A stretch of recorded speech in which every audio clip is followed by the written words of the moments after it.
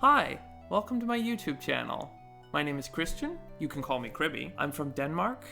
This is my YouTube channel where I talk about video games. The game that I'll be talking about first is DeathGate, which is a game that I first played when I was around 6 years old. My brother bought it home, it was on sale. It wasn't even in one of the original sort of big boxes that you would have a video game in back then. It was just in a small little CD case.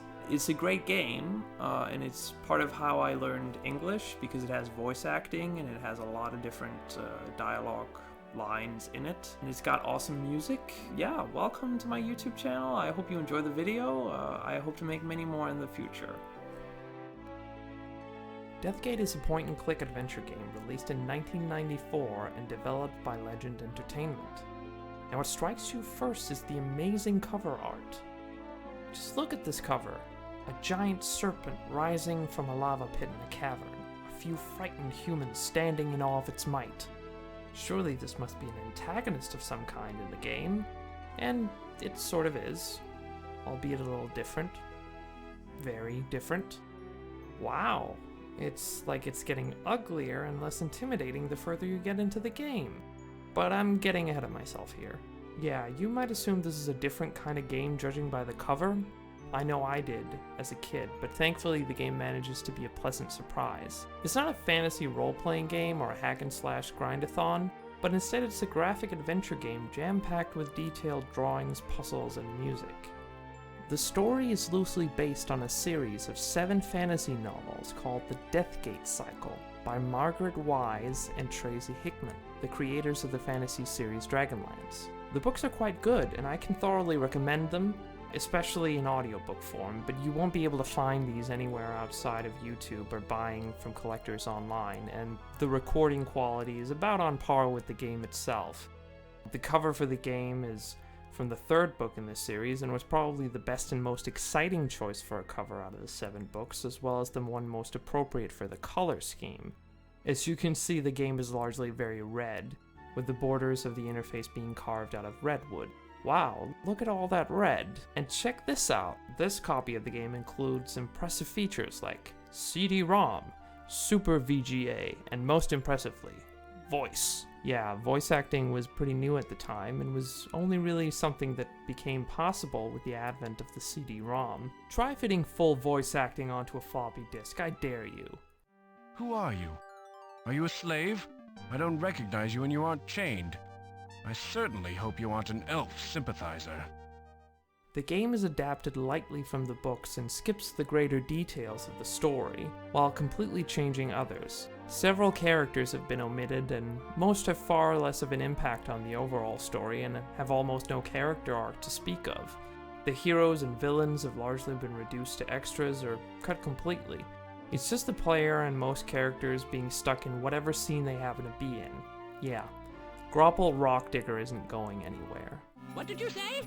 Speak up, I can't hear very well. So here's a quick rundown of the story.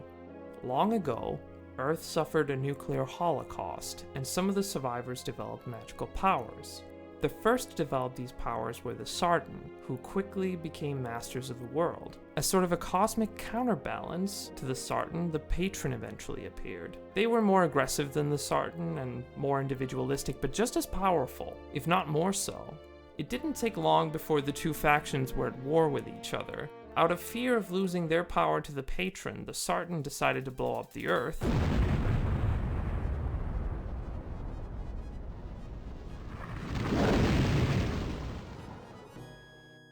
And then put it back together into 5 separate realms. The lesser races of humans, elves, and dwarves, also known as Mensch, were sent to the 4 realms of air, fire, stone, and water. Meanwhile, the patrons were exiled to the realm of the Nexus. Here they were forced to survive the Labyrinth, an evil sentient maze full of monsters that would keep them in check for millennia. The main character Haplo and his master Czar escaped the Labyrinth seeking revenge as well as answers to what happened to the Sartan, who all seem to have mysteriously disappeared. To find answers, the player character must travel in a dragon ship through the DeathGate to the other 4 realms. It's quite an elaborate story that is, of course, much more detailed in the books, but serves as a decent backdrop for the game. So how does the game look? Well, the backgrounds and characters are beautiful, with plenty of mood and atmosphere. There's a wonderful amount of variation between the worlds in the game, and the drawings are quite artistic and fantastical. You could even make a nice print out of just about any scene in this game. You know, printed on canvas or something. I'm sure that's not a copyright infringement or anything. Marmalade. The characters are, for the most part, well drawn, but when they talk, their mouths are weirdly animated and juxtaposed against their static poses. In fact, the more realistic looking the faces are, the jankier it looks. Still, it's no Fallout or Morrowind. Even just the fact that the characters are locked into a facial expression of some kind lends them more character than those scary looking blank expressions of the previous generation of Bethesda games. Although there are a lot of beautiful visuals in the game, this is still largely a text-based game. The space between the scene and the inventory contains many vital explanations of what's happening and what effects your actions have. Sometimes the scene descriptions occupy the center of the screen when something major happens, and there's no animation showing the events in the scene. The same can happen in dialogue with characters, and this can be a bit of a letdown at times. Scene descriptions can mention rooms, events, characters, and passages of time that you never experience outside of what you're reading. A good example of this is a scene where you're talking to an elf in a cell, who uses a spell to swap places with you and escape. You learn the spell by observing the elf as he casts it, and this just so happens to come in handy later on when you get captured in a net by a pickpocketing kid. Anyway, after the elf leaves you stuck in the cell, you then wait there for hours before you're freed by a court mage, who takes you to a different location and has an entire conversation with you, after which he leads you back to the same location you started in outside of the cell. You never get to see any of this, it's just text. There are some exceptions to these text descriptions, however. The game has a few CGI cutscenes and a few animated 2D scenes. The former are few and far between and have definitely not aged well. The latter are more frequent, but seem to run at half the resolution. This is probably because the game comes in two forms, floppy disk or CD, and it is possible to install the 320 by 240 floppy disk version with lower resolution than its 640 by 480 counterpart. Why the game doesn't have these animated segments up-resed, I'm not sure, but it's probably due to budget or time constraints or simply as a way to save space on the CD. This would also explain why the font for these cutscenes are more in line with the 320 by 240 version. Yes, that's right. You still have to read what's happening in these scenes, as the limited animations don't really make any sense without an accompanying text description. As an adventure game, the gameplay revolves around solving puzzles by using items and magic, and talking to characters in the environment. You travel from realm to realm, overcoming the various obstacles in your path, and learn about the story and the world through conversations, until you find the next realm's seal piece and repeat the process all over again. Each of the 5 realms are quite distinct from each other, and consist of 2 or 3 separate spots where your ship can land. You'll usually have to make a few trips back and forth between these areas in order to progress, but traveling from screen to screen is thankfully a quick process. If you ever get lost on the few screens in the game, there's even a helpful map which shows how the scenes are connected.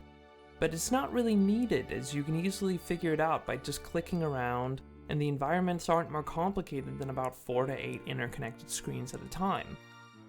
The directions you move in can sometimes be confusing as well, as it doesn't always make sense when comparing the compass and the scene. I can't tell if this is because the compass is meant to indicate geographic directions like north or south, or if it's somehow an oversight on the part of the developer. Either way, it feels weird to be pressing what looks like the go backwards button in order to move towards what you're looking at. Though the presentation is very visual, this is still largely a text-based game. The left hand of the screen involves different commands that you would have had to type in older adventure games. And the game for the most part selects the appropriate option when you point at something in the scene, though you can't always rely blindly on that. The puzzles can be hard at times, but you can usually accomplish them without a walkthrough if you pay enough attention to the world around you, and the hints that are dropped in books and conversations. I might be biased, since I've played this game about a dozen times since I was 8 years old, but I find that places where I used to get stuck on previous playthroughs don't frustrate me as much anymore, as I am for the most part able to figure them out. What really makes this game stand out in terms of puzzle gameplay is the inclusion of spells. Magic is accomplished by tracing ancient runes through the air, and it is by observing these spells as they're cast or reading about them that the player learns new spells. This is more than just a gimmick or a second inventory. Yes, you are essentially just rubbing your spells against objects and characters the same way you would with items in your inventory. But the logic used for some of these spells is quite different from your inventory items. Remember the elf in the cell I told you about earlier? Well, the way you get to him is by casting a spell called Create Reality Pocket, so you can access his cell. Why is this? Well, it's because a cell exists inside a painting, and you have to create a link between the fictional reality of the painting and the reality you inhabit. I mean, how cool is that? That's pretty cool, right? Well, I mean, you don't really have to figure that out. The game just sort of shows you how the spell works right before you use it, but it's still pretty cool. Okay? Anyway, to use magic, you have to access a magic screen that shows all of the different individual runes as well as a quick list of the spells that they create. You might think there's no purpose to using the runes individually when you can just pick the spell directly from the list, but there's actually a puzzle that requires you to think of the way the runes interact together in order to progress. I won't spoil it, but when I first experienced it as a kid, it blew my mind. It's just really nice to see how well the spells are integrated into the story. In fact, several of these spells are a vital part of the plot in a way that, that hedge trimmer you picked up in the start of the game most definitely isn't. Speaking of the story, it is lightly adapted from the books, but it works well for a video game. The environments and story are properly communicated to the player, and each realm has a theme running through it, such as war and conflict for the realm of air, childhood innocence for the realm of fire, endurance and suffering for the realm of stone, fear and the passage of time for the realm of water, and finally, darkness, despair, and hate for the nexus. Every time you've made it to find a seal piece, it feels as though you've learned everything there is to learn about the realm and its inhabitants, and it leaves you with a real sense of accomplishment whenever you transfer the next seal piece to the searing stone on your ship. The realm of stone is an especially creepy destination that contains a lot of plot-critical events and information. I won't spoil it, but it gets pretty dark. As the main character, Haplo is not as powerful in the game, and in fitting with the gameplay, he learns all his spells as the player progresses through the plot, which from a narrative perspective doesn't make a lot of sense, but it is necessary for an adventure game to work. Logically, this guy should be throwing fireballs and defensive spells like crazy if he's spent his whole life in a killer labyrinth full of vicious monsters where only the most vital spells for survival would have passed on from generation to generation. Instead, he starts the game off with heat and cold, which I imagine are useful for starting a fire and freezing your food, but doesn't strike me as the kind of spell that would work against a tiger man. So no, you can't freeze or heat enemies to death with those spells. Or any spells, as they don't seem to work on living creatures, and it just doesn't make for a particularly challenging puzzle to vaporize your enemies with magic. And speaking of these dangerous encounters, there's a lot of humor and wittiness to the dialogue and the scene descriptions. Whenever the player character dies, the game makes a joke of it, but it never feels mean-spirited in its descriptions, and the game relishes giving the player the opportunity to intentionally kill off their character. Go ahead and pause the video to read some of these descriptions. They're just hilarious, and a great way to blow off steam if you're ever stuck on a puzzle, or just feeling like, what if? Your ancestors trapped my race there, and I've returned to avenge my people. You're a patron. You've come to destroy us. Well, you'll find that I'm not quite as helpless as I appear. Ah! One instance where the game can be a bit mean is with the hidden timer in dangerous encounters. This thing is just merciless at times, so it's advised to make a fresh save immediately when there's even the slightest hint that you could be in danger. This is compounded by the fact that the undo button, which appears on screen when you die, only goes one step back, but doesn't reset the amount of tries you have to get something right. So if you need to perform 2 or 3 actions to survive, such as going from one room to another and then entering a combination, you will be stuck dying over and over again until you load a prior save. That's a bit disappointing as it makes the game less accessible and makes it possible to permanently screw up your game if you're running on just one save file, but is far from the most egregious example of difficulty, as you can't permanently screw up your game in some way without knowing it, the way you can in older Sierra adventure games. There's a wide cast of characters beside the sinister Lord Tsar. One of my favorites is the wizard Zifnab, who's a Sartan that's gone mad and seems to be half senile and half insane with just a sprinkling of fourth wall breaking jokes. He makes frequent references to modern pop culture such as James Bond, and he even mocks Haplo on a few occasions despite helping him, which makes sense given the rivalry between the two races. That shows leadership qualities.